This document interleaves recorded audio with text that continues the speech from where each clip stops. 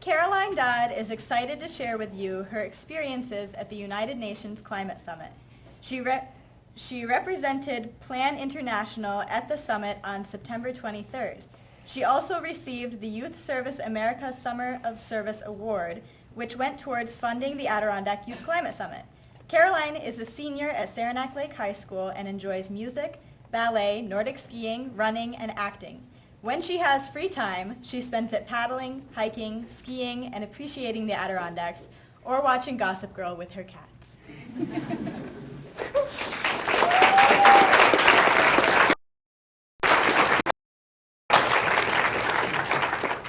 Hi guys, I'm Caroline. As Ivy said, I'm 17 and I'm a senior at Saranac Lake High School. And I'm here to talk about my time at the UN Climate Summit. But first I want to tell you how I got there, wow, that's good, okay. There.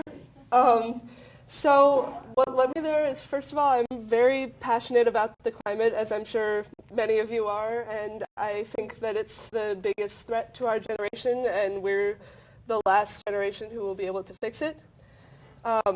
And it is this sense of urgency that inspired the People's Climate March. Raise your hand if you went to the People's Climate March. This was an unprecedented gathering during the New York City Climate Week of 400,000 people in New York City, plus an additional 275,000 internationally. And this, if this wasn't enough to tell you that youth are really involved and active in the climate and other global issues, let me tell you about YUGA.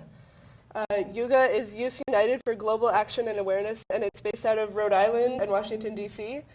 Over the summer, I attended the YUGA Youth Leadership Summit, and through that, I was nominated to go to the UN Climate Summit. YUGA is an international organization that works with not only climate change, but also women's rights and education and issues involving poverty. And so their parent organization is Plan International, and they have campaigns called Because I Am a Girl, Walk for Wells, and then there's Weathering the Storm, Adolescent Girls and Climate Change, which really ties into climate change as a social justice issue, which was a huge focus of the UN Summit. And there are materials available about YUGA and Plan after this presentation outside. So through Plan, I went through a further nomination process through the UN NGLS, which is the Non-Governmental Liaison Service. And they were looking for civil society representatives to attend the UN Climate Summit. And civil society, basically the UN puts people in the world into three groups. There's government, and there's business people, and then there's everyone else. And everyone else is civil society. And so 544 other nominees were applying to go to the Climate Summit. And out of those 544, what am I doing? Okay, I'm moving over. Anyway, out of those 544, they chose 50, and I was one of them.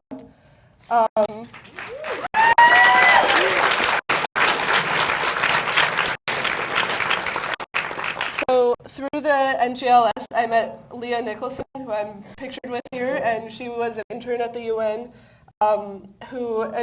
she led me through the UN and helped me get my bearings after I left my parents at the security entrance, which is terrifying. So the UN Climate Summit had a lot of the same goals that this Climate Summit had.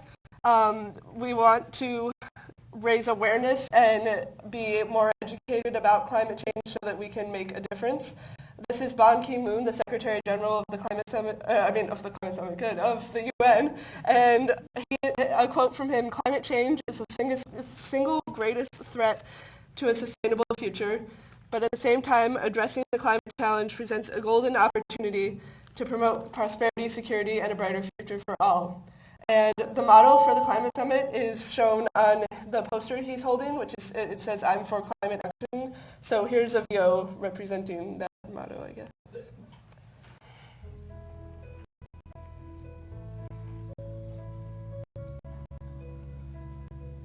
From the tropics to the poles, from small islands to large continents. in big cities and in small towns. Climate change is happening. It is disrupting economies and affecting lives. And its impacts be felt everywhere. The science is clear. The facts don't lie. The Earth's climate is changing. Climate change caused by people, by us. But we can do something about it if we act now. Smart actions protect Our food supply Our drinking water. our quality of life So safety. and the jobs of millions of people. While ensuring the survival of precious ecosystems and wildlife. But we must act now. It will cost too much later on and put affordable measures in place that will save money. and help us achieve cleaner, more resilient economies. Recycling and reusing. Using alternative forms of transportation. Biking, walking, going hybrid, or carpooling. Planting trees. Using energy efficiently. Making climate-friendly investments. These actions are already improving lives. And increasing prosperity in many parts of the planet. Everyone has a role to play. And everyone will benefit. But we must also make our voices heard. I'm convening Climate Change Summit meeting on September 23rd here at the United Nations. I have asked world leaders to come prepared to announce bold, due actions. It's time for leaders to embrace this challenge. Champion an ambitious vision for transformative action. We can all make a difference. Our actions, big and small, matter. This is the defining issue of our time. That's why I'm for climate action. I am for climate action. I'm for climate action. I'm for climate action. I'm for climate action. I'm for climate action. I'm for climate action. Are you? So this message is also on some stickers that your team leaders can pick up after this presentation. My gosh, I can't do this. Why? Is it broken? Gosh, it's okay. And this is a poster from the UN Climate Summit. It's my favorite one. I like the quote at the bottom, and each school will receive 4 of these posters to commemorate the Climate Summit, I guess. They look like the ones on the easels. Okay, so when I went into the Climate Summit, I wasn't sure what to expect. So the first thing that I attended was a thematic discussion, climate science, that had some really powerful speakers, one of whom was Thomas Stocker, who is a climate scientist.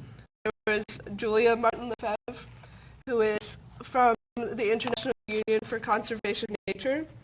At the top is Alexa Hammond, who is the Prime Minister of Greenland. And then on the bottom right is John P. Holdren, who is the President Obama's senior advisor on science and technology. An interesting fact about him is that he attended an adult climate summit here at the World Center a few years ago that inspired Zach Burr, the Placid student who created the Adirondack Youth Climate Summit that brought us here today. So then I attended another thematic discussion called Voices in the Climate Frontlines, which was about climate change as a social justice issue and how it is affecting people of developing nations. The moderator was Femi Oki, who's a British TV personality. Below her is Evo Morales, who's the president of Bolivia, who had a really interesting perspective on climate change. It points to it in my notes, but you can't really see. His whole idea is that countries should have more imperialistic thinking and that capitalism is the root to climate change. That is the root of climate change. And though that is not a view shared by everyone, it was an interesting perspective. Then on the top is Ronan Farrow, who has his own NBC show and is a former human rights lawyer. And then below him is Mary Robinson, who is the former president of Ireland and was seen in the Climate Action video. And she also has a foundation called the Mary Robinson Foundation for Climate Justice. And then speaking with her is one of the about 10 other youth representatives who were attending Climate Summit. This panel also consisted of 3 panelists selected through the same process as I was, who were participating in the discussion. On the left is Christina Ora, who is from the Youth Activist Pacific Council from the Solomon Islands. In the yellow dress is Sylvia Capello, who is a climate and development expert from Uganda. And Alina Saba is to her right, and she is a researcher and community organizer from Nepal. And they have a really interesting perspective on climate change because they witness firsthand how it affects developing nations in a disproportionate way. And here is a video clip of Sylvia speaking about this. Oh.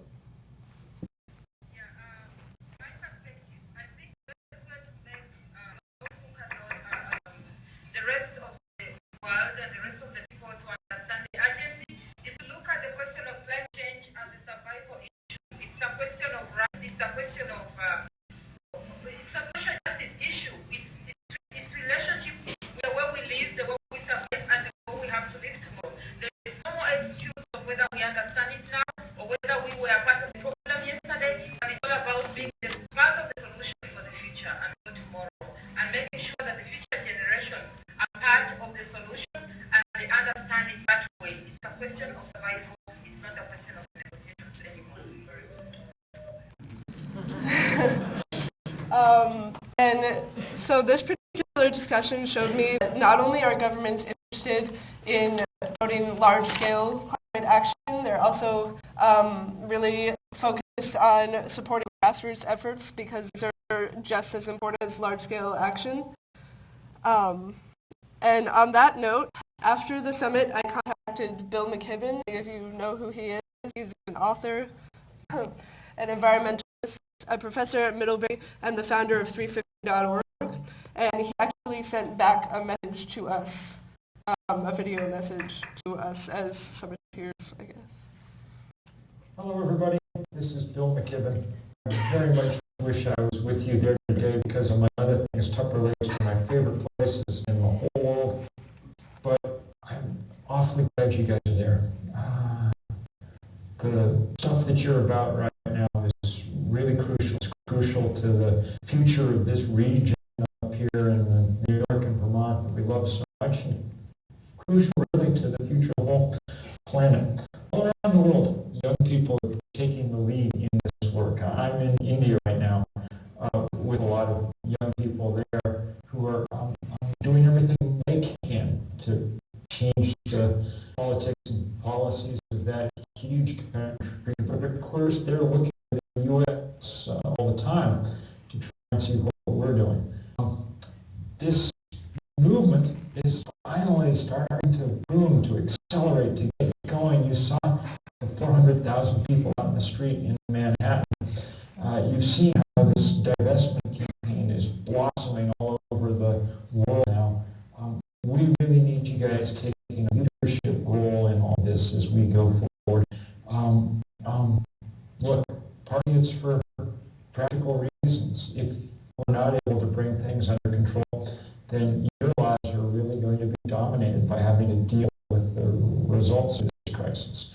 I'll be dead, but you won't be.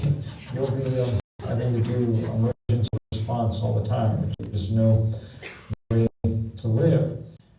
But if we do it right, if we get things under control now, the possibilities for this planet and for our region are so amazing. When you think about a North Country that runs on the sun and the wind, that doesn't have to send its money off to some foreign country for oil or coal, think of a place where we're raising much more of our own food, and I think we've got a beautiful future, but only if we manage quickly to get off fossil fuel, which is why it's so good that you guys are joining in this fight, and I am so grateful.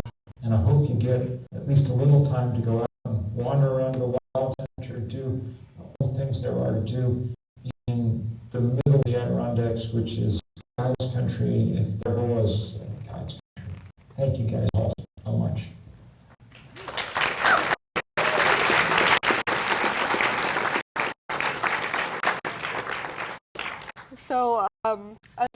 a side note, he did mention a divestment campaign, which is asking campuses and organizations and local governments to divest from fossil fuel and start investing in renewable energy.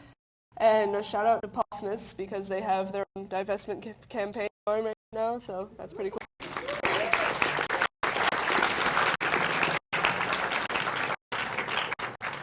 And so I also contacted the Secretary General to thank him for putting on the summit and to ask if he would like to contribute something, and he did last night. His senior advisor sent me a quote specifically for us, so I'll read it to you. He said, "Climate change is a defining challenge of our time, a growing threat, but also a compelling opportunity to put our world on a more sustainable path. Climate impacts are growing, so is the cost of inaction. Our future security and well-being depend on climate action today.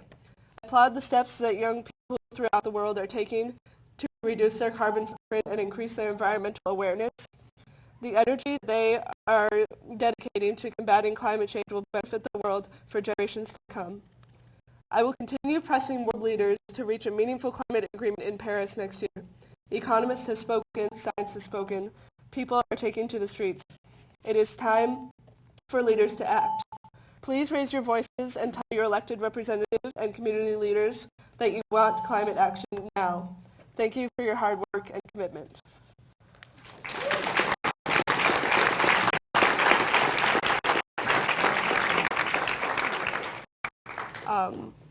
So as we sit here in Wild Center and we look towards the future, I hope today we write down climate action plans and think about and implement those climate action plans just as world leaders are also having their own sort of climate action plans in their countries, and we can look towards a more sustainable future. Thank you for the opportunity.